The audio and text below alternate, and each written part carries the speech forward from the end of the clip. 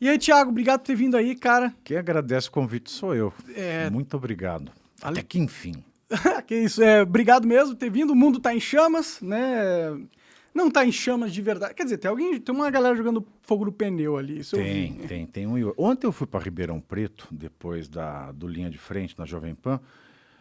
A estrada estava bem tranquila para carro de passeio. Né? De São Paulo a Ribeirão, nem na ida nem na volta, não encontrei nenhum incêndio. Só família, meu caminhoneiro com família na estrada. Isso é bom. A galera começou a ir pra uma pegada de vão parar o Brasil, né? Mas aí eles perceberam, pô, mano, é ruim se para o Brasil, né? Muita gente se fode, né? Vamos só ficar protestando de maneira pacífica nos quartéis, eles estão indo lá. Também tem nas rodovias, né? Mas agora parece que diminuiu bastante a quantidade de Choveu, bloqueios né? mesmo. Aqui em São Paulo choveu. Pode crer. Bom, fazer um raio-x disso tem vários diagnósticos interessantes. O primeiro deles começou a greve, não é greve, manifestação, que é greve, diferenciar. Greve é quando uma categoria para pedindo melhora nas suas condições de trabalho. Então não foi greve dos caminhoneiros, porque eles pararam em razão do resultado das eleições e de tudo que aconteceu, não só dos resultados. Sim. Então é uma manifestação. Total. Uma manifestação, não é greve, é manifestação. Aí ficou caminhoneiro quando para, a economia brasileira, a riqueza do Brasil para, porque, maldito Juscelino, o nosso meio de escoamento é quase que exclusivamente rodoviário. Sim, o que é estrategicamente para um país muito burro. Não, Juscelino foi realmente uma desgraça nesse sentido. Bom, analisando isso, então para de ter abastecimento, as pessoas não conseguem mais viajar, você tem uma série de problemas com insumos, não só de alimento, mas do próprio combustível hospitalar, ou seja, é um efeito cascata muito grande. Aí o que aconteceu? O Alexandre de Moraes, sempre ele, né? Líder supremo do Brasil. Líder supremo do Brasil livre. do Brasil democrático. A Alemanha Oriental era chamada de República Democrática Alemã, né? Quando ela estava nas mãos da União Soviética, mas tudo bem. Democracia no nome não quer dizer muita coisa. Sim. Bom, aí ele decidiu que a Polícia Rodoviária não está fazendo nada. Tem que tirar esse pessoal de lá. Aí chamou na chincha o diretor-geral, falou, ó, se você não fizer nada, você vai ser suspenso e vai ter multa de 100 mil para quem descumprir a minha ordem. E ainda vai poder usar o choque da minha mãe ligando, ela ligou o dia inteiro hoje, mas eu falo com ela depois. Tá, ela sempre tá. Minha mãe tá preocupada também. Tem muito brasileiro preocupado, na verdade, né? Não foi, a galera não aceitou bem o Lula ganhar. Não. A verdade é essa. E eu trabalho na Jovem Pan ainda? Porra, pior. Você sabe que eu trabalhei na cobertura domingo, antes de voltar para esse diagnóstico, eu saí da Jovem Pan 11h30, ela fica ali na Paulista. Aí teve aquele fuá todo, né? Do Lula ganhou. Aí eu falei, bom, eu vou sair pela Alameda Santos, que a Paulista tá intransitável, e até para ninguém me ver, né? Aí eu tava esperando o táxi, aí passou a galera do Amor Venceu. Tava lá a galera do Amor Venceu. E é fascista! Você vai morrer, fascista! E com muito amor. A galera com muito amor, sempre com muito, muito amor. Um amor, mas nem isso aqui, se fosse eu estava mais feliz. Bom, mas no diagnóstico. Aí pode usar o choque se o pessoal não quiser sair, se o meliante não quiser sair. E é engraçado que o pessoal do Lula, que votou no Lula, sempre chamou a polícia de fascista para tirar, manifestar. E o Boulos também pôs lá o Twitter dele, né? O Boulos parece aquele comediante, né, que faz na Multishow, aquele gordinho, eu esqueci o nome dele. Pô, mas eu vou lembrar, ele faz o Filho Traficante do Tô de Graça. Eu vou lembrar. Paulo Serra, né?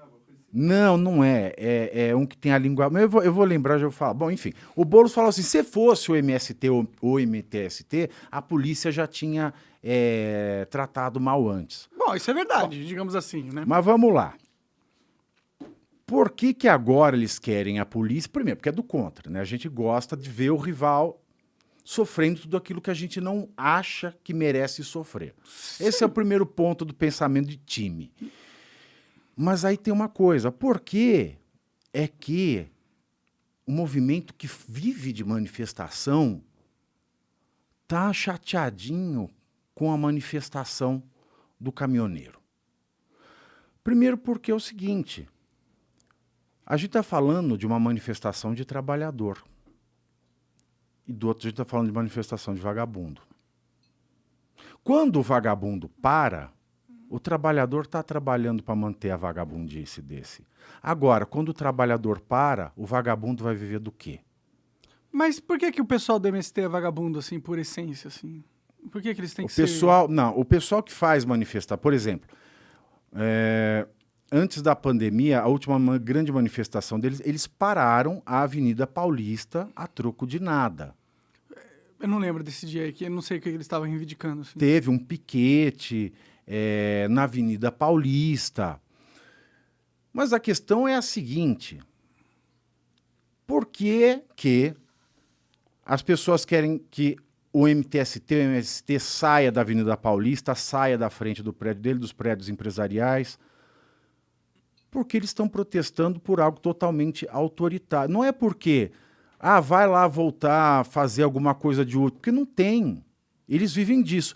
Porque se o MTST fosse algo muito sério, ele estaria pressionando a base que ele tem no Congresso ou no governo para fazer a desapropriação de terra ou para fornecer moradia popular conforme a Constituição manda. Ninguém pode praticar autotutela nesse país. Você tem uma demanda, você tomou um dinheiro meu e não me pagou. Eu não posso bater em você até você me pagar.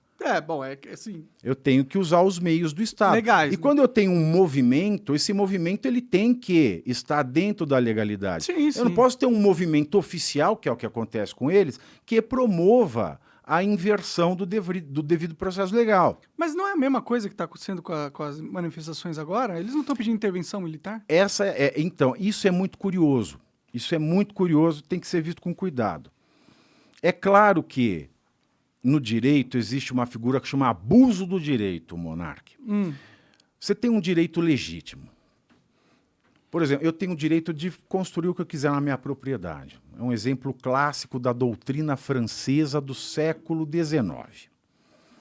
Então eu tenho lá a minha propriedade aqui, tenho o meu vizinho com a propriedade dele, meu vizinho tem a horta dele, que ele vende alface, e eu na minha propriedade eu estou com raiva de ver o meu vizinho prosperar.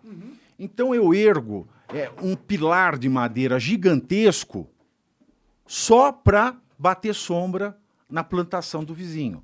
Eu estou no meu direito legítimo, a propriedade é minha, eu construo o que eu quiser ali.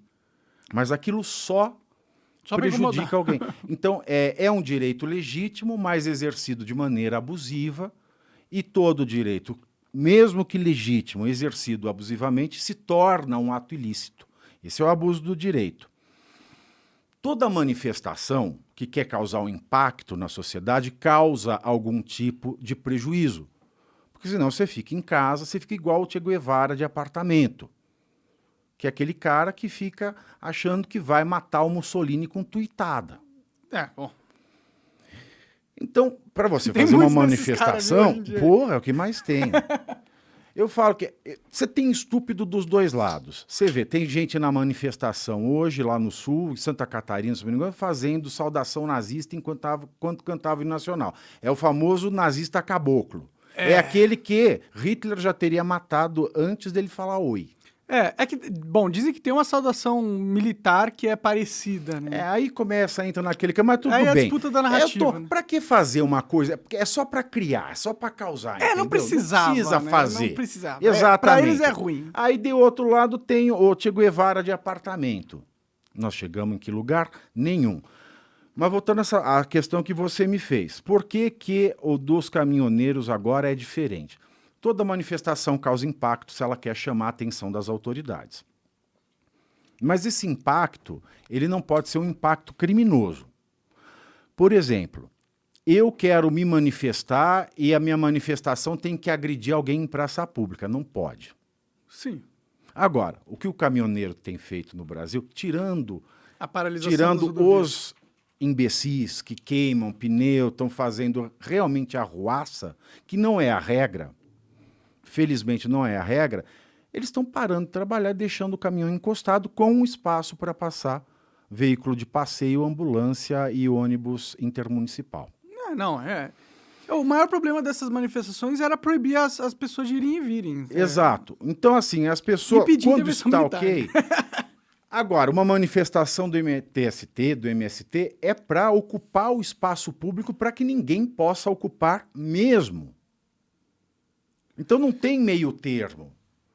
Você não pode entrar, no último que teve na Paulista, você não podia entrar para... eu vou entrar, tem horário para trabalhar. Foda-se. Não pode, está ocupado, está dominado. Segundo, eles fazem isso para qualquer motivo. Eu vou desligar, porque senão eu não vou ter condição de falar. Agora, nesse caso do caminhoneiro, o que aconteceu? Nós tivemos algo inédito no Brasil. É por isso que é difícil falar, né, que eles não têm razão. O que aconteceu na eleição? O Lula ganhou, ok, mas não é só isso. O Lula poderia ter ganhado ou perdido. O problema é que no processo eleitoral a gente teve afrontas descaradas à democracia brasileira. Isso é inegável. Aí você olha o STF. Uma hora não pode prender antes do trânsito julgado. Depois pode. Depois, quando chega a vez do Lula, não pode mais. Primeiro, é o mesmo texto, é a mesma Constituição, desde 88, é um artigo que não foi mexido. 88, 30, menos de 40 anos é o mesmo texto. Como é que pode, não pode, pode de novo e não pode mais uma vez? Como que o texto é o mesmo, a interpretação o texto é o muda, mesmo, né? a realidade e muda é a pelas mesma. mesmas pessoas que interpretaram. Exatamente. Nesse último caso foram as mesmas pessoas. Esse é um exemplo. Depois um outro exemplo. Em 2009 o STF revogou, né, ele falou que a lei de imprensa, que era de 67, se eu não 67, não foi recepcionada totalmente pela Constituição. Que a Constituição, ela garante a liberdade de expressão, ela não modula, qualquer tipo de modulação tem que ser feita pelo Congresso Nacional, de acordo com a Constituição, e quem faz uma modulação é só o Congresso, porque o Judiciário não pode criar regras. Bom, esse problema está aí desde 2009. 2009 derrubaram a lei. Não pode ter. E o que a lei de imprensa falava antes? Ela punha regras para responsabilizar a imprensa. Ela fala, se falar mal de autoridade, tem que pagar tanto. Que é absurdo, né? Aí derrubou em 2013, 13 anos depois, o número é muito engraçado, né? Muito cabalístico e muito... É uma coincidência muito grande. Chega na época da eleição... E veja, a fake news nós estamos discutindo no Brasil já faz 5 anos. Não é um assunto de agora, começou a eleição agora, o que eu vou fazer com a fake news? Sim, sim. Isso já podia estar decidido lá atrás, mas o Congresso não fez nada. Aí chega nesta eleição, o que faz? O mesmo ministro, que foi o caso da Carmen Lúcia, que derrubou a lei de imprensa falando que o cala-boca já morreu, nessa falou, olha... O cala-boca já morreu, mas deixa ele falar um pouquinho. Porque se nada daquela lei era recepcionado, o que foi montado no TSE, que foi a verdadeira comissão da verdade, chegou a denúncia, não vou nem citar, já vou mandar, já tomei a decisão. Além de você ferir o devido processo legal, que aí ferir o processo legal, acabou com o Estado de Direito, acabou a democracia. Se eles podem passar por cima da Constituição, já era. Né? Aí então volta agora esses dispositivinhos lá da lei de 67 que eu derrubei há 13 anos atrás. E o povo assistindo isso. Eles fazendo isso à luz do dia, debaixo de um poste ligado. Sem corar. Terceiro ponto. A lei eleitoral fala que o TSE só pode fazer resolução sobre as eleições regulamentando regras feitas pelo Congresso. Porque o Congresso só pode fazer regra até 1 ano antes. Se ele fizer um dia a menos que 1 ano antes, para valer na próxima eleição, não vale, é inconstitucional. E as resoluções, que não criam regras, só regulamentam as regras, elas podem ser feitas até o dia 5 de março. E a última grande resolução que deu poderes ao TSE foi da segunda semana de outubro. E o povo vendo isso. Antigamente, eu não sei se isso acontecia, mas não tinha isto aqui. O povo não ficava sabendo. Sim, Fez, aconteceu. Para você saber de um processo contra um candidato, de uma coligação de outra, você tinha que ser advogado. Você ia lá no fórum, apresentava a carteira do OAB e tem processo ainda que se você não fosse o advogado do caso, você não via. Hoje todo mundo vê tudo a qualquer hora. Pode crer. Então eles fizeram esses 3 movimentos Como insanos. que eles têm coragem? Como que eles podem, eles sabem que eles vão... Eu faço a mesma pergunta. Como que eles nada têm coragem? acontece? Por que o Senado fica vendo eles desrespeitando a Constituição e fica... Esse é o segundo ponto. Tinha alguém no Senado trabalhando enquanto o TSE estava fazendo isso? Não, estava todo mundo fora fazendo campanha. Pode crer. Pode crer. Então foi esse negócio de campanha mesmo. Os caras focaram e foda-se as constituições. Aí nós temos o presidente que é candidato, nós temos um Congresso que está cagando para o povo, estão pensando em se reeleger suas bases, no orçamento. Tanto que a única declaração, depois de todo mundo lá aflito, quem pode parar esse desmando? O Congresso. Qual foi a primeira declaração que se ouve do Congresso? Ah, se o Supremo derrubar o orçamento, eu derrubo deles. Eles estão preocupados com o orçamento. Entendi. Esses filhos de uma puta estão preocupados só com o orçamento. Então o Supremo está livre. Por quê? Porque a gente tem um bando de lei de merda, que são contraditórias, uma Constituição ampla pra caralho, Sim. um Congresso que passa 4 anos não resolve o que precisa ser resolvido, porque o assunto de fake news não é que nem estava lá na decisão do Moraes, da Carmen Lúcia. Ah, é um momento excepcionalíssimo. Não, já se sabia disso. Sim, mas você acha que... Você não acha que esse negócio de fake news, essa preocupação que a galera tem com isso, não é só uma desculpa para eles fazerem o que eles estão fazendo mesmo? Totalmente. Que isso sempre existiu. Está lá no Eclesiastes, né? Não há nada de novo sob o sol. E tem o Essa de Queiroz também no livro Cidade e a Terra, não há nada de novo sob o sol. E o acontecimento é apenas a eterna repetição dos males. Então a mentira sempre existiu. Sempre. Você vê mentira em peça de Shakespeare. Antes de Cristo, você vê mentira para você ganhar cargos políticos nas farsas de Plauto. Então todo mundo sabe que a mentira sempre existiu. Tem mentira até na Bíblia, né? Tem mentira em todo lugar. Sempre foi um problema. O problema é que hoje nós temos esta ferramenta de novo, né, que é uma grande novidade, que se você coloca a mentira, você não precisa mais de propagador, ela se propaga sozinha. E ela se propagando sozinha, além desse fato, que já é algo preocupante, ela não tem barreira geográfica. Ela se propaga sozinha na velocidade da luz para todos os cantos do mundo. Sim, sim. Você não consegue mais segurar. E mesmo que você tenha que desmentir, como é que o desmentido, você vai saber que teve o mesmo alcance que o mentido? Não dá. Então, é uma preocupação. Mas isso aqui também não é novo. Tem no mínimo, tem mais, mas assim, popular do jeito que está, 10 anos. Por que só agora, né, os ministros falam, temos um problema novo, excepcional. Excepcional, 10 anos. É que agora foi que eles perceberam que isso aí muda as eleições pra caralho, assim. Tira o poder deles, desestabiliza o sistema de controle que estava eles se não perpetuando há podem. É um décadas. problema que já existe, o Congresso devia ter resolvido. Se não Mas tivesse dá pra resolvido... resolver? O que resolveria isso? Dá. Tem solução jurídica dentro do devido processo legal para tudo. Então você veja, só para responder o caminhoneiro e fechar essa volta ao mundo que nós demos aqui, eu, na verdade, que eu não paro de É falar... uma conversa, né? O que aconteceu? O povo viu, por quê?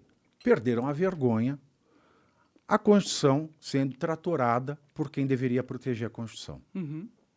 Ora, quem tem que defender a Constituição tratora, rasga a Constituição, Isso não é um golpe? não só a Constituição, a lei eleitoral, a ética, a moral, tudo. E fizeram isso na cara de todo mundo. E quem se levantou para falar contra ainda mandaram calar a boca. Prender, perseguir, fugir para os Estados Unidos? Exato. Você não pode falar que o Lula é tal coisa. Você não pode falar que o Lula é coisa. Ele é bandido, viu, galera? Você não pode falar, eu não posso falar ainda, né? Eu também não posso, em Eu não teoria, sei se né? vão ricochetear, porque eu trabalho na Jovem Pan, não sei se vão ricochetear Na Jovem como Pan, extensão. é Então eu verdade. prefiro, como diria a Copélia, prefiro não comentar. O lado de bom de perder tudo é isso. Não tem mais o que tirar de mim, né? Então, eu sou Exato. mais livre. E chegaram ao ponto de mandar dizer que o Lula é inocente. Ora, tecnicamente, na ficção do direito, ele é inocente, como qualquer pessoa é inocente. Mas a palavra inocente, ela tem vários tipos de Né? funções. Mas ele não foi inocentado. É isso que as pessoas elas têm um descuido, um desleixo com a palavra. Porque, veja, se eu te convido para ir na minha casa, aí chega na hora e falo, não quero que você vá, você está o quê? Desconvidado. Sim. Né? E eu faço a mesma correlação com a palavra condenado. Mas não houve uma descondenação, houve a anulação de todo o processo. Então, na ficção jurídica, coisa linda, né? É como se nada tivesse existido. Então, ele nunca foi condenado. Porque se anula, você apaga. Santo Tomás de Aquino diz que nem Deus pode apagar o passado. Mas a coisa julgada do STF pode. Olha que coisa maravilhosa. Mas é só de mentira, é só de fachada. As pessoas que não são completamente bitoladas pela mídia, elas entendem que o Lula pode ser inocente juridicamente, mas existem muitos outros significados da palavra inocente que não necessariamente necessitam de você ser inocente ou não na justiça. O povo julgou o Lula, pelo menos a maioria das pessoas, julgou ele como culpado perante as evidências no tribunal da opinião pública. Então, na opinião pública, ele não é inocente, ele é culpado. Por mais que ele seja inocente na opinião jurídica. Mas aí a gente tem que ver, num mundo onde o STF passa por cima da Constituição, qual é a opinião que vale mais? A do STF ou a do povo? Exato. Eu acho que é do povo aqui, nesse momento. Por exemplo, a campanha do Lula, que entrou com aquele monte de ação, e o advogado dele, o Cristiano Zanin, é um gênio. Né? As pessoas podem não gostar dele, mas ele, na minha opinião, é o melhor advogado do Brasil. Caralho. Ele é o melhor advogado. Ele é um gênio. Ele é um gênio.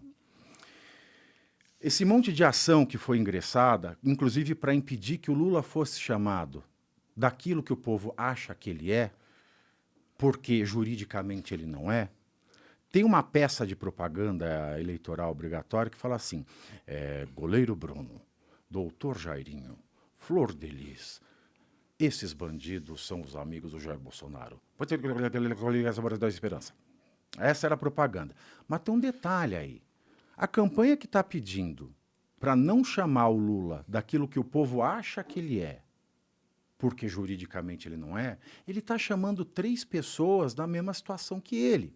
Porque o Jairinho não teve júri ainda. A Flor de Lis também não foi para o júri ainda. Então eles são inocentes. Pode crer. E o Bruno, goleiro, ele cumpriu pena. Porque ele já podia, né? Cumprir pena em segunda instância. Não valia ainda.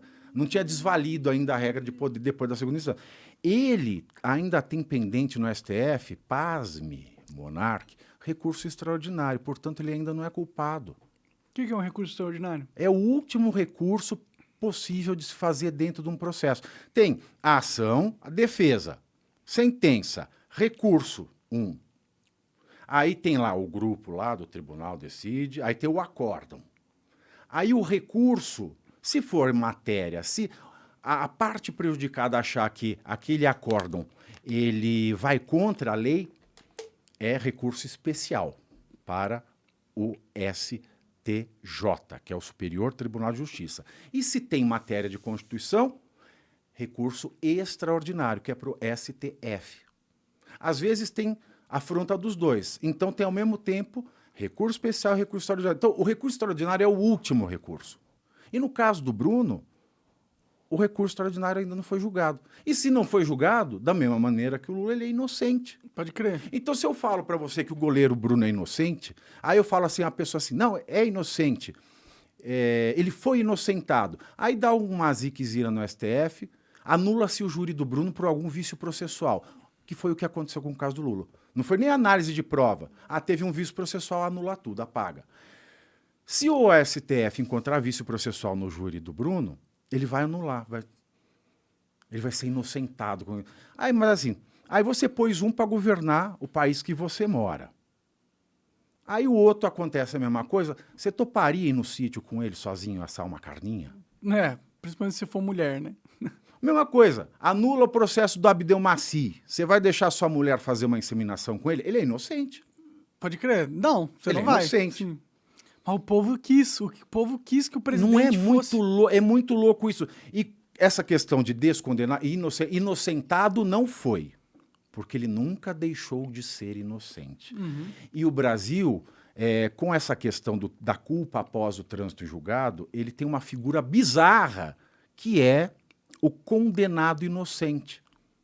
A pessoa foi condenada pelo juiz, foi condenado pelo desembarga, foi condenado pelo ministro do STJ, mas ele é condenado, mas inocente. Porque ele só pode ter o status de culpado depois do STF. Porque o STF fez uma manobra jurídica para tirar ele, porque ele queria o Lula quantas contra o vezes o Bolsonaro. STF não negou o pedido do Cristiano Zanin para ele sair da cadeia antes de tudo isso? O que mudou para eles? Boa pergunta. O que mudou na cabeça deles ou no ciclo de Boa, poder que essa é a pergunta de permite? $1 milhão. Quem que tá por trás do Eu, como STF, Reles mano? mortal, não sei responder. Eu imagino quem que é, mano. Eu acho que tem que ser alguém muito poderoso, entendeu? Pra dar o aval político pra um cara simplesmente passar por cima da Constituição e saber que não vai dar merda com ele. Tem que ser um cara muito poderoso. Tem que ser um grupo poderoso de poder, entendeu? Tem duas teses. Ou é alguém muito poderoso, de fato, que controla o Brasil, praticamente um reptiliano, né, que eu acho uma teoria mais da conspiração. Pode ser. Ou também tem uma outra teoria que eu ponho ficha nela. Sérgio Moro. A partir do momento que o Sérgio Moro largou a magistratura para ser ministro, a coisa mudou no STF. Porque há um corporativismo, não só no judiciário, mas de todas as profissões. Uma vez que o Sérgio Moro fez o que fez, também à luz do dia, quando ele começou a destratar o Cristiano Zanin nas primeiras audiências de 2017, eu falei, isso vai dar merda. Vai dar merda, que vai arrastar, e o Lula ainda pode voltar como herói, preso político. Foi o que aconteceu, no fim das contas. Mas a hora que ele largou a magistratura federal para ser ministro do Bolsonaro, a coisa mudou.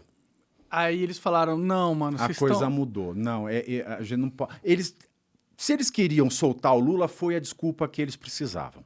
Pode crer, Foi a desculpa que eles precisavam. Ou a gente tem essa teoria da conspiração, do reptiliano, ou de alguém realmente muito poderoso, um grupo, sei lá, ou essa do Sérgio Moro, que eu acho mais factível. Mas quem que tá por trás do Sérgio Moro? Porque eu não acredito que nenhum desses players aí que a gente vê famosos, eles são quem dá as fichas de verdade, entendeu? Olha, usando a navalha de Ockham, né, quando tem muita tese muito louca, o mais simples é o fato, eu acho que está por trás do Sérgio Moro é a mulher e por trás do casal a vaidade.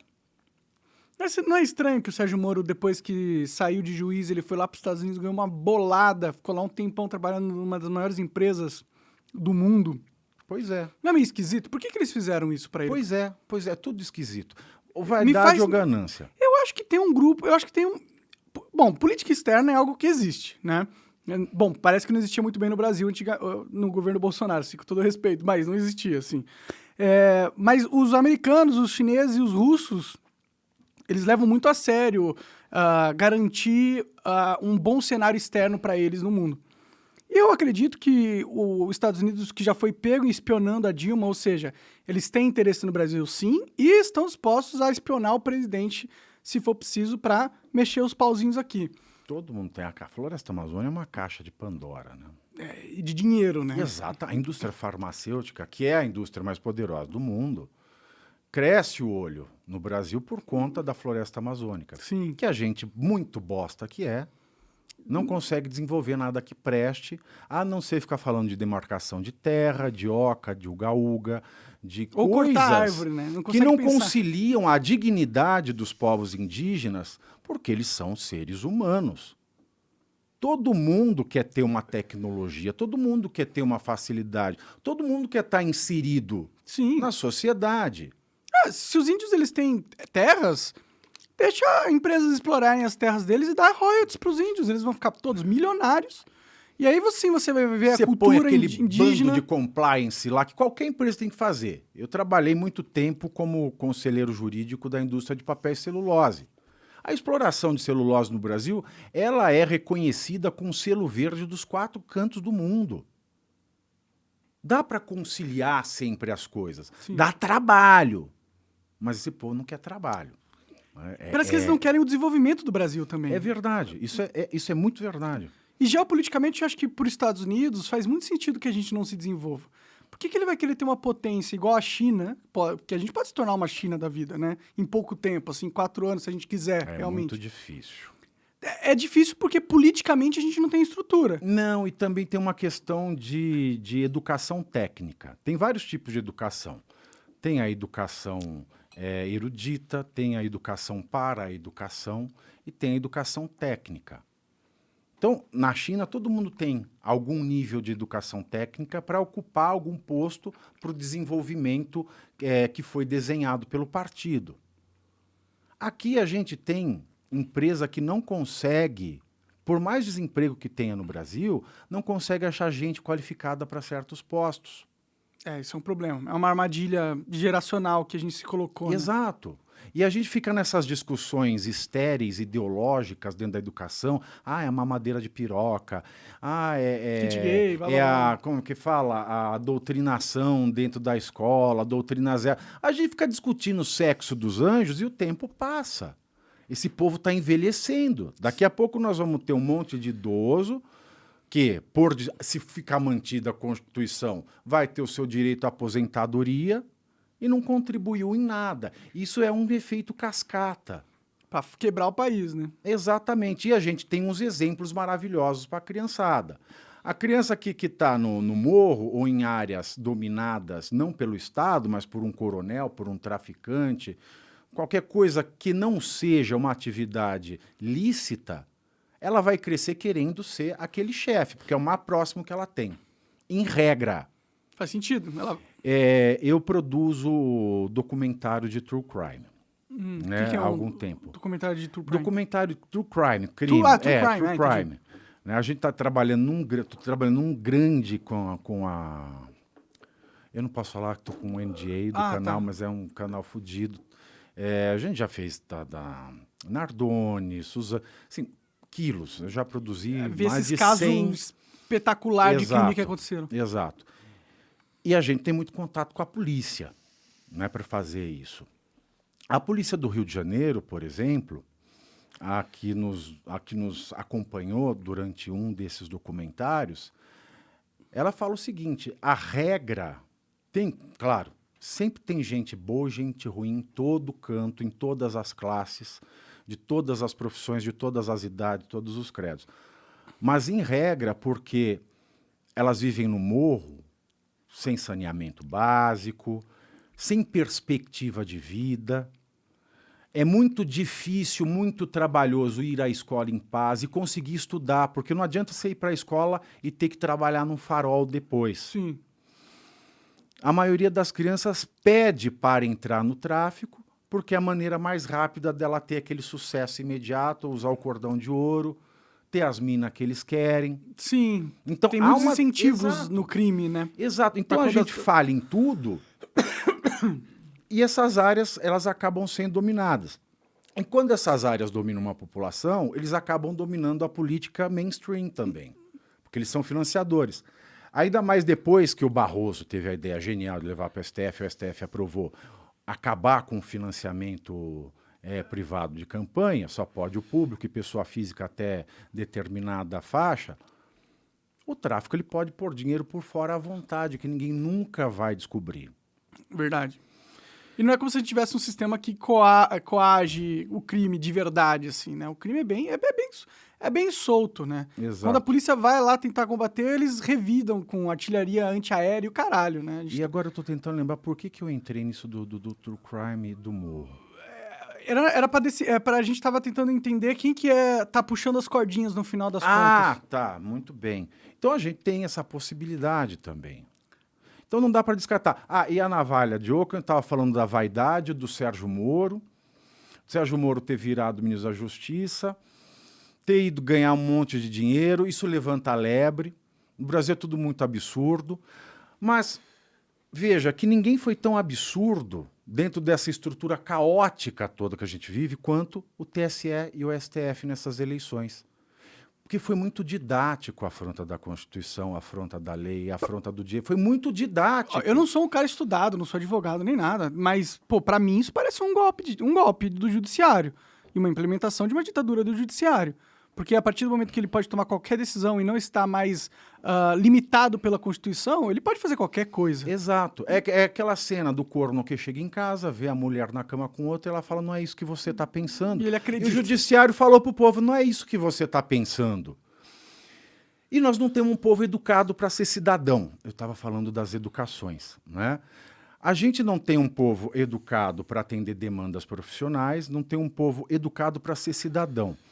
E o que é ser educado para ser cidadão? É eu saber quais são os meus direitos e também quais são os meus deveres. E nós chegamos nesse ponto em que o povo viu, eu tenho direito a um processo eleitoral íntegro, que não puxe sardinha para nenhum lado, que respeite a Constituição, que respeite a lei. E não foi cumprido. Né? E ele viu isso sendo descumprido na cara dura. E aí, o que ele vai fazer? Por isso que eu entendo um pouco a galera que tá nas ruas pedindo intervenção militar. Porque não que eu tem acho uma o boa que ideia, fazer, Monarca, não tem o que fazer. O que o povo vai pedir? né? Porque ele viu um direito seu sendo lesado na cara dura. E se hoje desrespeitam esse direito para o meu candidato, amanhã o que eles podem fazer comigo que não sou nada? Eu entro no sistema judiciário. Você tá na sorte. Então, aí dá aquele desespero. Aí vem aquele debate antigo do artigo 142. Né? Intervenção militar. O que diz o artigo 142? As Forças Armadas são compostas por Marinha, Exército e Aeronáutica. Então tá aí, primeira lição do artigo. As Forças Armadas são essas três instituições. Sim. Marinha, Exército e Aeronáutica. Aí ele segue. Tendo como chefe supremo o presidente da República. O que quer dizer isso? Nada. Quer dizer nada. Tipo aquelas frases desgraçadas e infelizes que quiseram copiar da Constituição dos Estados Unidos, mas que não serve para nada a não ser causar confusão. Por que não significa nada? Porque um presidente ele não pode falar assim, Forças Armadas, agora vamos lá no comitê de tal candidato, vamos lá... Matar todo mundo. Não pode. Ele não é supremo As Forças Armadas são organizações marciais onde seus soldados são treinados para a morte, porque a sua função principal é defender o país em caso de guerra. É a primeira função. Pode crer. Então, se eu sou o comandante supremo, como diz a Constituição, eu posso mandar fazer tudo. Mas não pode, porque o artigo ele já vai na sequência desmentir essa supremacia do presidente. Entendi. Então eu falo, Forças Armadas, Exército, Marinha Aeronáutica, chefia suprema do presidente, bosta. Cuja função é a defesa do país contra ameaças externas ou internas, de grupo terrorista, etc. Defender o país mesmo, matar ou morrer para defender o país. A integridade institucional. E essa é a primeira. A segunda, garantir a existência dos três poderes. Não é nem lei e ordem. É garantir os três poderes, o executivo, o legislativo e o judiciário. Poderes estes que, legislativo, executivo e judiciário, podem requisitá-las para fazer valer a lei e a ordem. Ou seja, a mesma supremacia que o executivo tem sobre o exército, tem o judiciário e tem o legislativo. Então esse chefe supremo não quer dizer nada, mas é uma palavra vazia. Aquelas infelicidades, tá cheio disso a Constituição. Bom, o executivo, o legislativo e o judiciário podem chamar o exército, a marinha, a aeronáutica para fazer cessar o desrespeito à lei e à ordem. Sim. Aí a gente imagina que é uma situação que, por exemplo, lembra da pacificação do Cabral e do Lula, a pacificação de mentira que fizeram lá nos morros? Não lembro, o que aconteceu? Não, quando o Lula estava na presidência, o Cabral, né, Era governador do Rio, eles fizeram aquela pacificação lá no Rio de Janeiro, etc. Aí mandaram o exército lá. Foi o exército. Porque naquelas áreas, né, alguma coisa acontecia que a polícia não dava conta e o exército foi chamado para restabelecer a lei e a ordem naquele local. Veja, é a aplicação constitucional. Mas o que ninguém nunca viu na história desse país foi... E se O desrespeito à lei e à ordem vem do executivo, do legislativo ou do judiciário. Aí não tem resposta. Aí o povo, num primeiro momento, se apegando àquele trecho, à autoridade suprema do presidente, não tem como saber que não significa nada aquilo. Aí ficava, presidente, chama o exército. O presidente não pode chamar o exército para os outros. E o problema é que quem tinha que interpretar isso é o cara que está passando por cima da Constituição e não tem mais credibilidade. Esse é o ponto, porque se eu falo que a lei está sendo desrespeitada, quem é que diz que a lei está sendo aplicada ou não? É o judiciário. Sim. E a função das Forças Armadas é manter os três. Ele não pode, mesmo que um deles seja a fonte, dizimar o poder, porque a obrigação dele é manter. Ele tem que acabar, não sei como, ele vai acabar com a lei, o desrespeito à lei e a desordem de um poder, preservando esse poder. Aí é mais uma ginástica que você tem que fazer mental. O Roberto Campos, ele tem uma obra que ele destroça a Constituição de 88. É muito interessante ler o Roberto Campos quando ele escrevia sobre a Constituinte.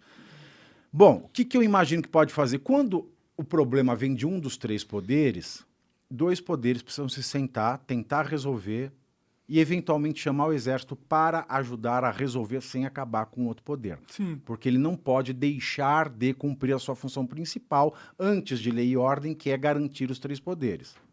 Mas isso nunca aconteceu. O Senado Não tem podia resolver a jurisprudência. crise. A crise não piscar Não de tem olhos. case. Não tem case. Então, o que o povo está fazendo? O povo se viu tratorado, abusado, diminuído e, pior ainda, lesado por quem Deveria diz protegê-los. o que é o direito, por quem deve proteger a Constituição. E se quem tem que proteger a Constituição rasga a Constituição, para quem que eu vou reclamar? Fudeu. Realmente não tem saída mais, né? Então é uma situação muito ingrata. Então você acha que... Bom, a gente viu muitas imagens dos protestos, das manifestações, e aí, num primeiro momento, quando chegavam os policiais da Policial Federal, da Rodoviária Federal, e também militares, eles chegaram e apoiaram os manifestantes, o que é inédito, assim, na minha opinião. Eu nunca vi. E é também um sinal que a instabilidade política, ela não está só no povo, mas também está dentro das instituições, né? Porque quando um policial, ele apoia uma manifestação que pede intervenção militar, para quem não quer uma intervenção militar, é muito preocupante isso. E né? a polícia militar é militar. Sim. E o que é mais bizarro é que essa decisão também é muito bizarra. Porque para pensar, a polícia militar dos estados responde ao governo dos estados. Se ela responde ao governo dos estados, elas não respondem para um ministro. Do federal. Ou o ministro, ele chama as Forças Armadas, agora ele não pode dar uma ordem direta bypassando a Secretaria de Segurança Pública. E é muito engraçada essa decisão também, que ela fala assim, bom, a polícia não está fazendo seu papel, a sociedade está sofrendo com isso, então vá lá, polícia, e se você não prender, se você não fizer alguma coisa, você vai pagar multa. Uhum. Policial, vamos trabalhar, sua função é essa, você não está cumprindo seu papel constitucional. Essa é a palavra. Imagina como seria bom o Brasil se ele também falasse, olha, polícia, se vocês não investigarem, não prenderem assassino, estuprador, estelionatário, perseguidor, Político corrupto. Ladrão, corrupto, vocês vão estar prevaricando, vocês têm que investigar direitinho e prender. Mas isso Aí não tá, aí a polícia vai lá, investiga, etc, com recurso baixo, que tem ganhando pouco pra caralho, mas vai lá, ela faz. Aí prende, aí chega no judiciário, solta. Agora o caminhoneiro, choque nele. Nada faz sentido, esse é o problema. É que E não faz sentido por conta do Supremo. Primeiro que o Supremo ele não tem mais condição moral de impor que alguém cumpra a Constituição, porque ele mesmo não cumpre. Então, ele perdeu todo o poder político, o capital político que deriva da moralidade e do respeito que as pessoas têm com o cargo, né? Você respeita muito mais a decisão de uma pessoa no poder quando ela tem uma alta responsabilidade perante esse poder. Quando ela tem uma baixa barra nenhuma responsabilidade perante o poder, os comandos deles entram passíveis a serem duvidados, questionados, né? Sim. Então, para mim, na minha visão, a gente está à beira de um colapso institucional, onde é possível a gente ver no futuro, daqui 1, 2 anos, decisões do STF sendo expedidas e não sendo cumpridas mais por facções dentro do Estado, entendeu? Exato. Então, é um colapso eminente, na minha opinião. São facções institucionalizadas ainda, porque a gente tem as facções criminosas, mas que não são institucionalizadas. A gente tem facções institucionalizadas e que nós pagamos por ela. Sim. Olha a inversão de poderes. E quando o Lula ganhou, né? Aí começou o festival de besteira.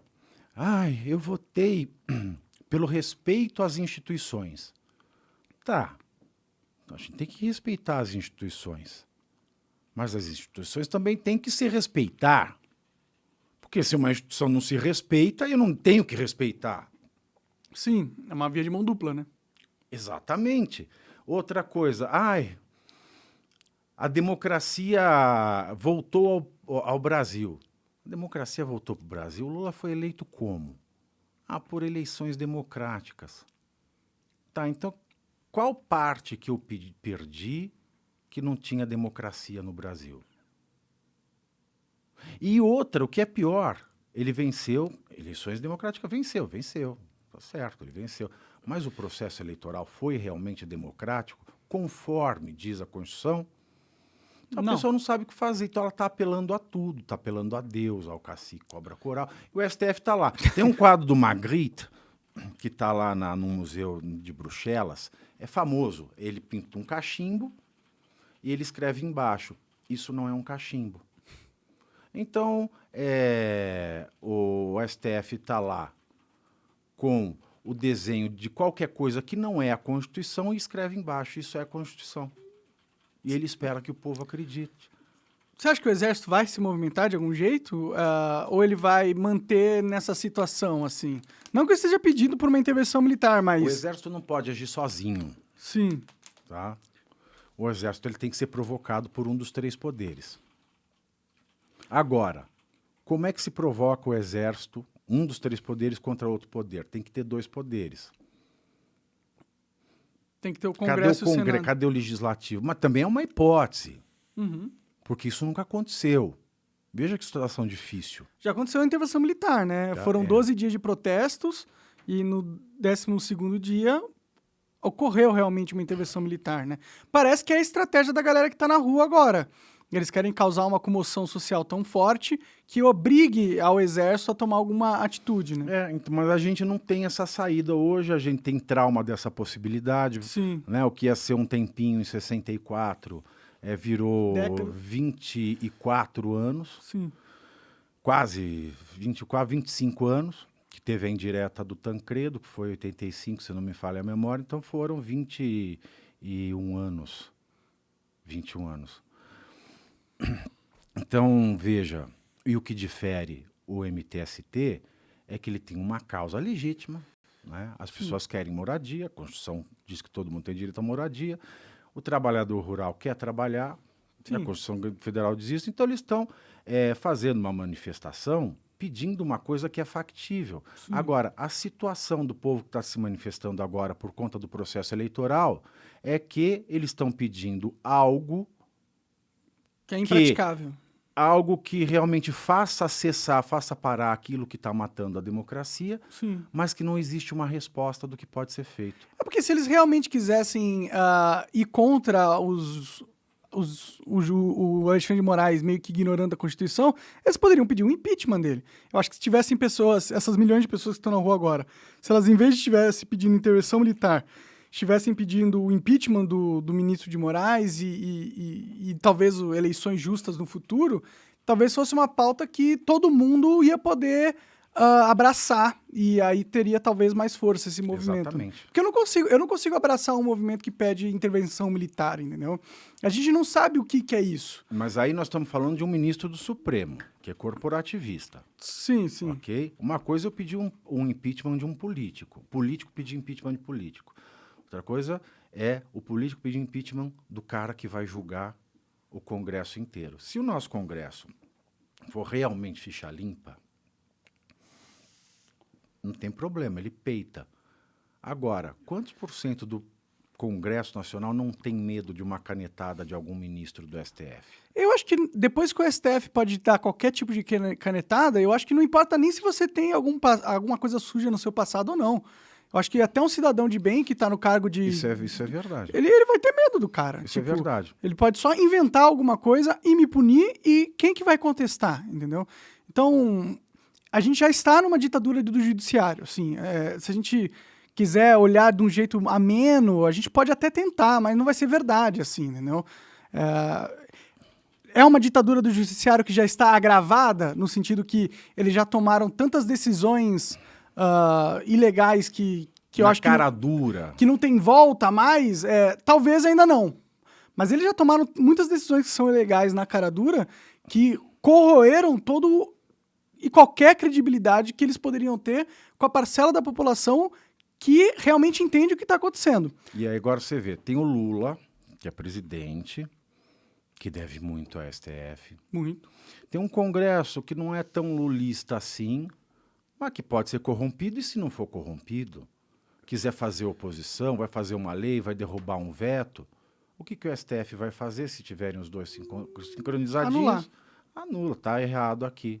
Sim. Quantas leis não foram votadas, aprovadas, sancionadas, entraram em vigor e o STF não mandou suspender?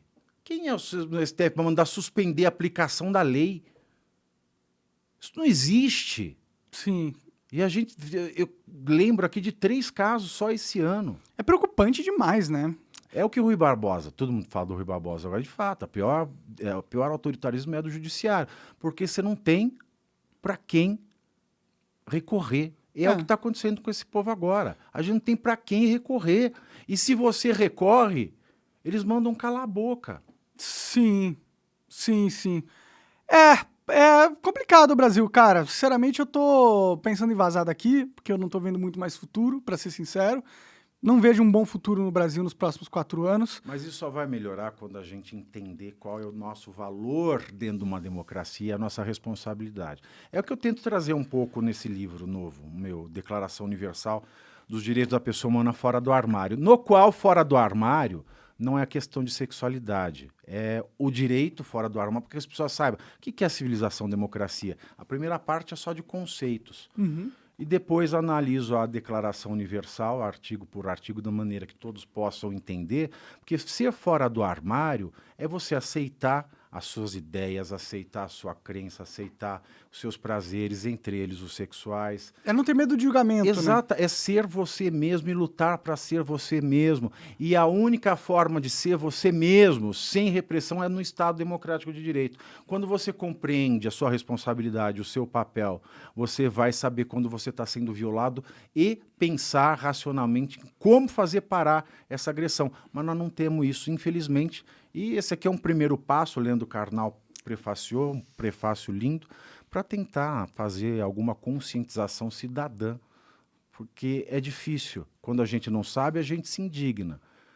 Mas às vezes a gente fica seguindo gente estúpida, aí tudo ferra, porque a gente engrossa um caldo daquilo que a gente não entende o que é.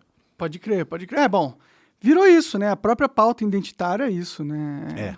É a manipulação do cérebro do jovem que é de bem, que é um jovem que eu bom. falo aí. A militância identitária, né, apesar do título fora do armário, a minha maior crítica vai para a militância identitária. Pode crer.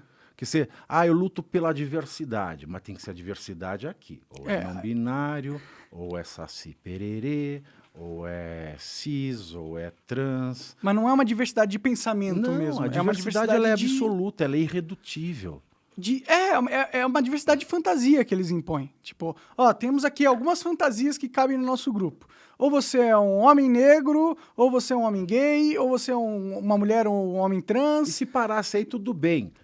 Tá. Mas você é não binário. Se você é não binário, você não pode defender tal coisa, tá? Porque senão você não é mais não binário.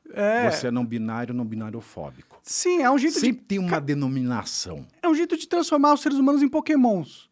Cada um tem o seu, Exatamente. você é o Pikachu, você fala Pikachu, você solta raio e é isso. Eu já te categorizei. Você não pode do nada resolver usar um ataque de água porque você é o Pikachu. E mais grave que isso, além de você tornar as pessoas em Pokémon, é a receita certa para você fazer a civilização voltar para a tribo. É Aí a gente verdade. vai ter um monte de tribo, não vai ter mais civilização. Eu diria que já até voltou já, tá ligado? A gente tem uma tribo grande hoje Tem. que tá... Tem duas tribos, tem a tribo da direita e da esquerda, né? E Que a tribo dos isentões? tem a tribo dos isentões, que é a tribo que eu gosto Que mais... é a única tribo que presta, na verdade. Porque É a tribo da não ele tribo. deixa todo mundo... Tá, você quer... Pode ser... Eu quero viver com você. A civilização é essa. É a convivência pacífica e harmoniosa entre tribos de maneira que uma não degladie a outra. Sim, sim. E é a tentativa da gente não se separar em tribos, se separar em indivíduos. Cada um é um indivíduo, todo indivíduo tem as mesmas liberdades, direitos e o caralho. E é isso, respeita esses direitos e não imponha a sua visão de mundo em detrimento aos direitos individuais das pessoas, porque você se considera moralmente superior, como no caso dos identitários, né? Todo mundo vira fanático. Você vira fanático de uma causa. Sim. É um torcedor fanático, religioso fanático. O ideólogo fanático é isso. Ele é tão nocivo quanto essas categorias. Mas podem ter lados bons te mudando um pouco de assunto, mas podem ter lados bons do Lula ser presidente, entendeu? Num sentido, existe... Pode, eu espero que sim. Afinal de contas, eu vivo neste país. Claro, claro. E ele é muito melhor geopoliticamente falando do que o Bolsonaro, entendeu? Só o fato de todos os países, inclusive China e Rússia... Engana muito, né? Ele engana muito. Mas às vezes ele pode usar esse poder, essa lábia que ele tem ao nosso favor, assim, se tiver um mínimo de nacionalismo dentro do Lula, né? Porque ele é corrupto, com certeza, mas às vezes ele pode ser um corrupto, tipo os caras do Peaky Blinders, tá ligado? Eu não sei, não sei dizer. Não sei dizer. São esperanças, né? Bom, é o que resta agora, né? Pra ser sincero. A gente não tem... Como dizia o Eduardo Cunha, Deus tem a misericórdia desta nação, cada um por si, Deus por todos, porque se nós somos esperar daquilo que a gente paga, das instituições do Estado, a gente está ferrado. É verdade. É triste, mas é verdade. É verdade, é verdade.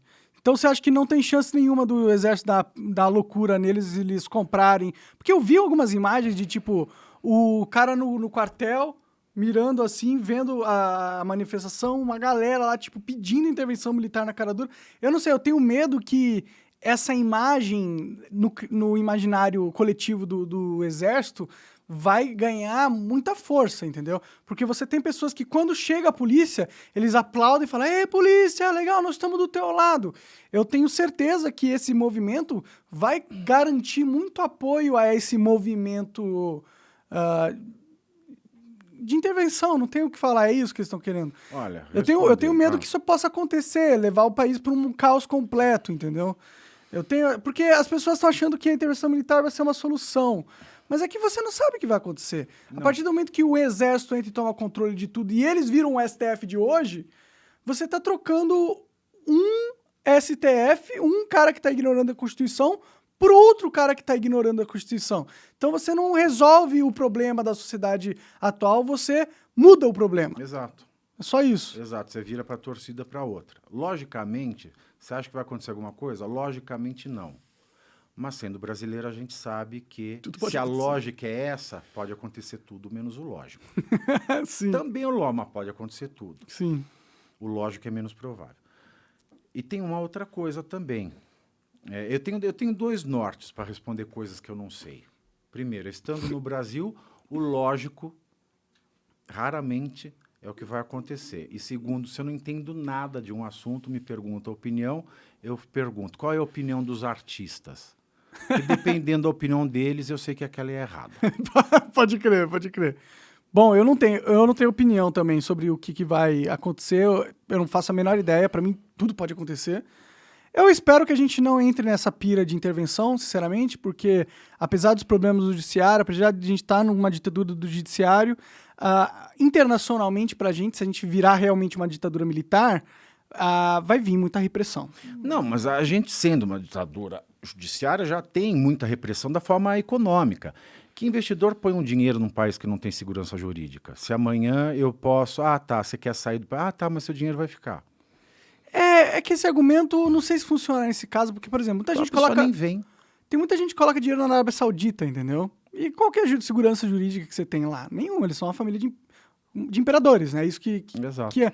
Mas eles ainda põem. A verdade é, dá pra fazer negócio sendo uma ditadura independente ou não. É uma família de imperadores. A gente tem 11 imperadores no STF. A incerteza é muito maior. Bom, é verdade. Mas eles parecem estar bem unidos, viu? Eles estão bem unidos. Por enquanto.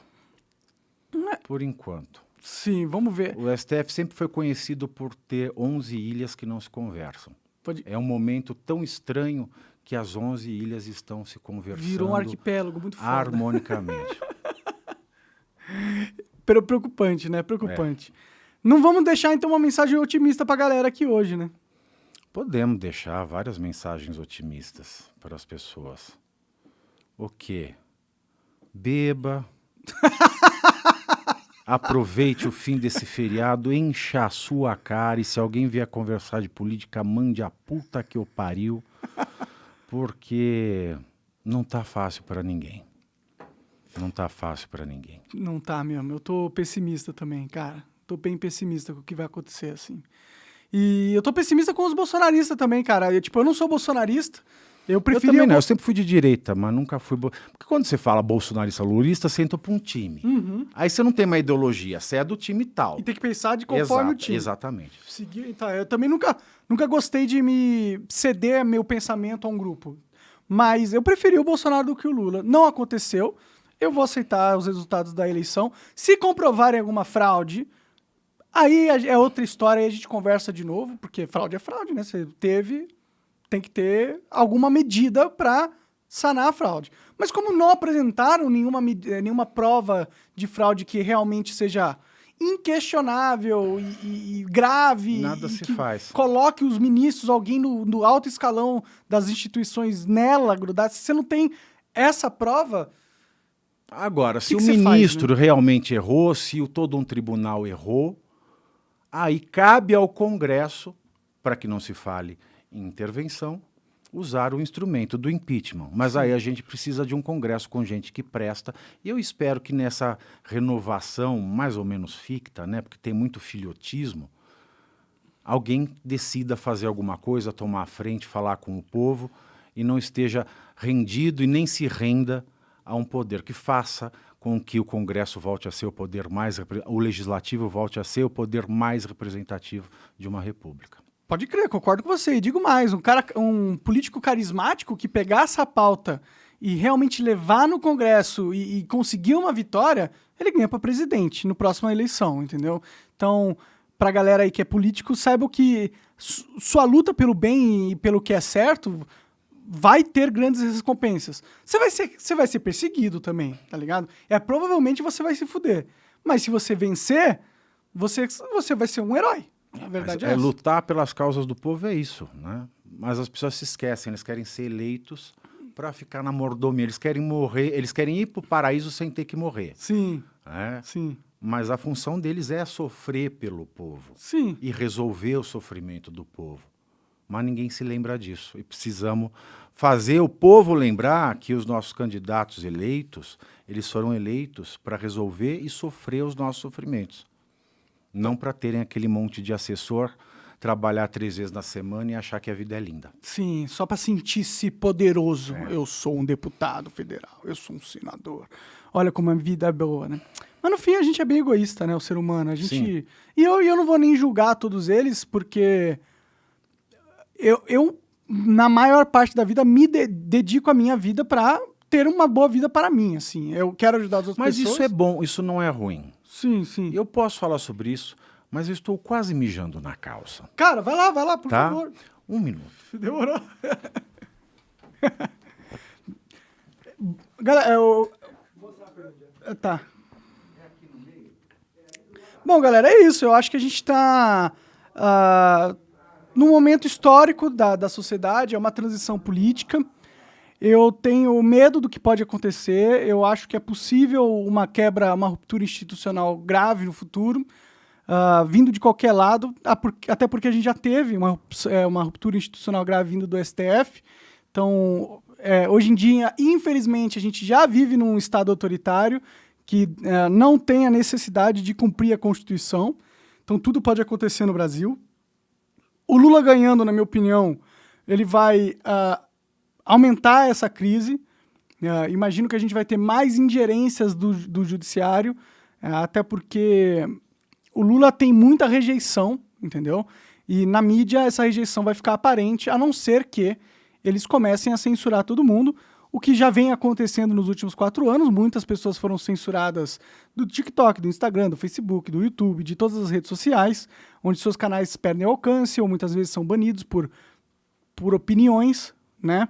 Então a gente já vive nisso. Depois que o Lula ganhou, houve uma nova onda de censura no Instagram, no TikTok, tirando conteúdos de lá. Essa censura, na minha opinião, ela só deve aumentar cada vez mais.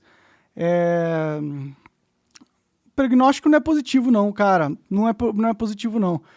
Por mais que eu não queira um remédio amargo ou uma solução desesperada como a intervenção militar, não dá para negar que nós já vivemos em um país com uma excepcionalidade institucional gigantesca e o país está fragmentado assim, fortemente.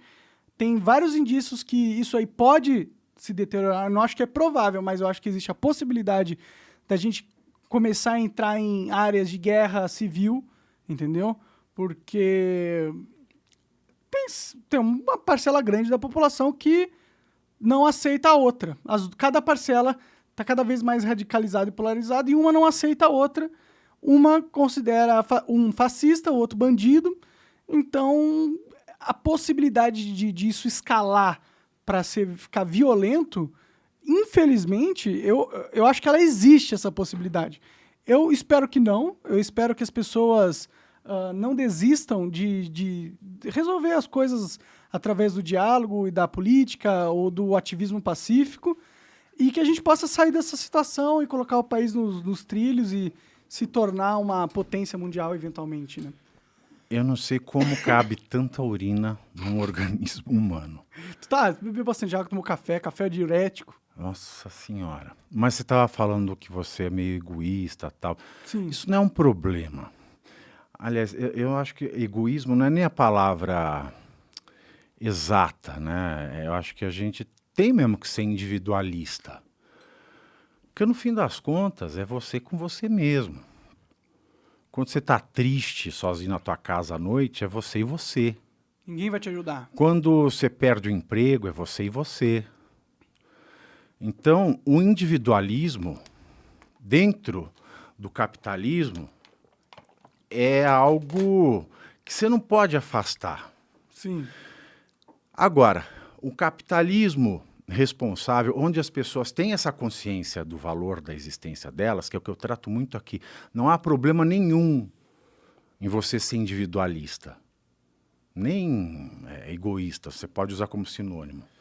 Isso eu aprendi lá no beabá do moleque que quer ser de direita, quando a gente lê a Revolta de Atlas. Porque quando você é responsavelmente individualista, você vai fazer o melhor para você e fazendo o melhor para você, de maneira honesta, você vai estar fazendo o melhor para o seu entorno. Sim. Porque, eu sou individualista, eu quero que a minha empresa seja melhor. Se a empresa seja melhor, você vai contratar mais gente, você vai dar oportunidade para mais gente, você vai gerar mais riqueza. Mas não porque você quer necessariamente ajudar as pessoas, né? Não, mas ajudando você vai ajudar as pessoas, honestamente. Sim. Agora, quando você é individualista corrupto, aí você quer ajudar você em prejuízo das outras pessoas. Sim. Que é o caso do parasita. E, infelizmente, quando vai pessoas que têm um individualismo muito forte para a política, eles acabam não tendo essa noção. Porque a política, para mim, é uma área muito nobre do ser, entendeu? O problema deveria ser, por essência, necessita de uma nobreza de espírito para se ocupar aquela posição. É a noção original de aristocracia da filosofia grega. A aristocracia não é a classe dos mais ricos.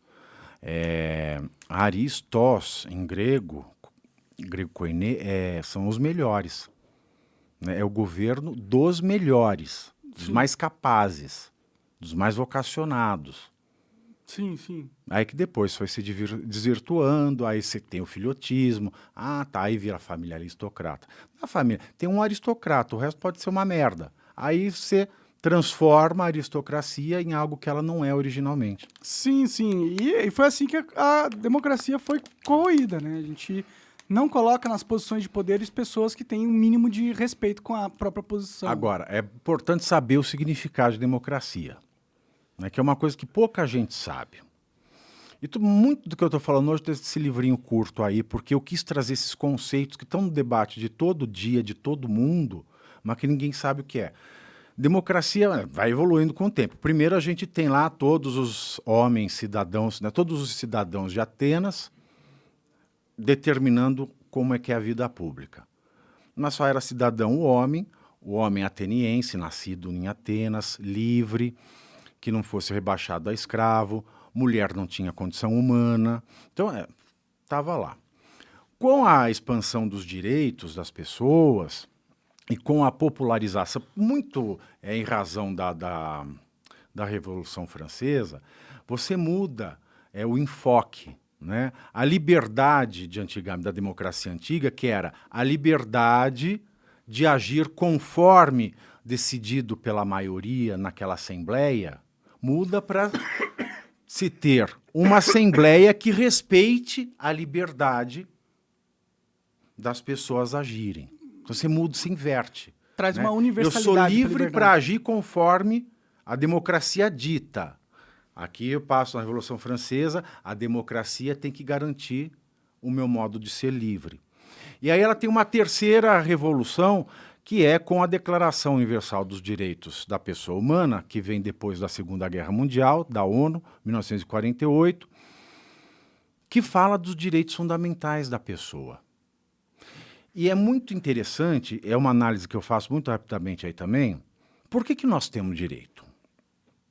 Direitos fundamentais. Sim. Isso é natural? Não, não é natural. Eu sou contra a escola dos direitos naturais. Eu acho isso um erro conceitual. Porque nós, seres humanos, perceba que nós somos o animal mais patético que vem. Um cavalo sobrevive como cavalo, pinguim, as aves como aves. Todos os animais, eles têm no próprio corpo meios de defesa, senso de alimentação, de proteção, e eles têm uma couraça que eles passam as 4 estações do ano sem morrer. O ser humano ele vem para o mundo pelado, sem dente, sem capacidade de andar, sem capacidade de fazer nada, sem capacidade para comer, para beber. E ainda fazendo barulho pra caralho, atraindo os predadores. Não é muito louco que esse ser tenha dominado o mundo? Então, o que acontece? Se ele não inventa roupa, ele morre. Se ele não inventa arma, ele morre ou de outro animal ou de um inimigo. Então, o ser humano, diferentemente de todos os outros animais, que tem tudo, já nascem com todos os acessórios acoplados, ele, apesar de ter as limitações desses animais nos braços e nas pernas, ele tem na cabeça algo que só Deus tem, que é a criatividade. É esse o grande lance, o pensamento, saber que sabe e criar coisas novas. Chesterton, né, que é uma grande autoridade do conservadorismo católico inglês, que ele fala do homem como o animal antinatural, e que você já coloca no saco de lixo 90% das pessoas que se dizem conservadoras, porque eles não compreendem a grandeza do significado do conservadorismo, ele foi o único animal que, se você olhar todas as escavações arqueológicas, você encontra registro. Você não encontra uma pintura de um cavalo, você não encontra uma escultura de um chacal feita pelas patas do chacal. Sim. O homem é o único que faz arte. A assinatura do homem é a arte. E a arte é criação. E o que é Deus, a não ser aquele que cria? É o Criador. Então, apesar da gente ser limitado, igual aos outros quadrúpedes, a gente tem o dom da criação que a gente compartilha com Deus. E se Deus, ou a razão, ou a causa científica de todas as coisas, quem é religioso prefere uma, quem não é prefere a outra. Se essa coisa existe e cria livremente, e se nós somos a única coisa na criação que passa a ser filho, e essa é a importância do cristianismo, porque Paulo de Tarso ele mostra que, e nós só temos esse sistema de direitos humanos, de democracia, de civilização desenvolvidas a partir do cristianismo. E a civilização egípcia? Eu não considero civilização. Por que não? Eu explico. Civilização é diferente de cultura. Se eu falar, temos a civilização mesopotâmica, a civilização egípcia, a civilização não sei o quê, eu estou reduzindo civilização à palavra cultura. E se eu não sei definir o que é civilização, eu não posso falar civilização egípcia, mesopotâmica, E o que seria a civilização? Síria. São culturas. Por exemplo, eu mas falo qual assim, seria a civilização egípcia é o modo de vida de um povo, de um determinado espaço geográfico, que compartilham de uma cultura, de crenças e uma forma de organização social. Isso é cultura. É a cultura egípcia, a cultura política, a cultura... E o que é a civilização? A civilização ela é um processo que começa com o cristianismo, que é universalizar todas as culturas em uma grande cultura universal. Isso é um processo. A ideia é essa. Não existem nem gregos, nem judeus, nem libertos, nem escravos, nem homem, nem mulher, nem preto, nem branco. Somos todos uma só pessoa em Cristo. Então, não importa se eu tenho o costume de lavar o pé de manhã ou se eu só lavo a minha barba à noite. Eu não me importo com a cultura do grego, em diferença com a cultura do judeu, em diferença com a cultura, os hábitos do egípcio. Todos somos um mesmo povo. Enquanto a cultura ela demarca um povo com relação ao outro, a civilização engloba todas as culturas para fazer um povo só. Entendi. Mas por que isso tem a ver com o cristianismo? Isso no tem a ver Japão com o cristianismo não é uma porque... civilização também? Não, é uma cultura, é uma sociedade. A civilização é o mundo. Né? A civilização é o mundo. Entendi. A civilização é a tentativa de fazer com que todo mundo no mundo se respeite a todo mundo. Entendi, respeitando as diferenças. Exato. Inclusive. Então, eu tenho nesse ponto da Declaração Universal, que vem desse pensamento de que é o cristianismo que mostra a pombinha saindo do céu, entrando nos apóstolos, ouvindo em fogo, porque é uma alegoria muito poderosa que mostra, além do fato de Cristo ser o Deus feito homem, de que todos nós, seres humanos, por compartilharmos do mesmo dom de Deus, coisa que não acontece com todos os outros animais e criaturas e seres da face da terra, que nós temos Deus em cada um de nós. Se Deus é uma substância científica ou religiosa, Uma ideia, né? quando a filosofia cristã ela se impregna de fato na política, ela quer dizer que cada um de nós carrega um pouco de Deus. Mas como Deus é indefinível, cada um carrega uma parte diferente dessa substância que é de Deus, que nunca é igual a outra, porque Deus não tem que dar satisfação a ninguém. Então, cada um é diferente. Cada um tem uma porção de Deus diferente, mas na mesma medida. É por isso que todos nós somos iguais na nossa existência, no nosso significado de existência, todos somos iguais. E porque nós temos essa partícula de Deus de maneira igual, nós somos livres. E é por isso que se fala que nós temos direitos fundamentais. E os principais, igualdade e liberdade. Porque quando nós vemos o ser humano como um ente divino, nós não podemos ser limitados, porque a nossa liberdade é divina, e a nossa liberdade não pode prejudicar a existência do outro ser divino, porque ele também não pode ser limitado. Então, essa equação harmoniosa que está por trás da Declaração dos Direitos Humanos. A partir desse momento, então, o que passa a ser a democracia? É um governo, uma forma de governo, que todos os cidadãos são convidados a participar. Como os países ficaram muito grandes, A gente tem que fazer isso por representação. Então, quem quiser está convidado a se candidatar para ser o representante.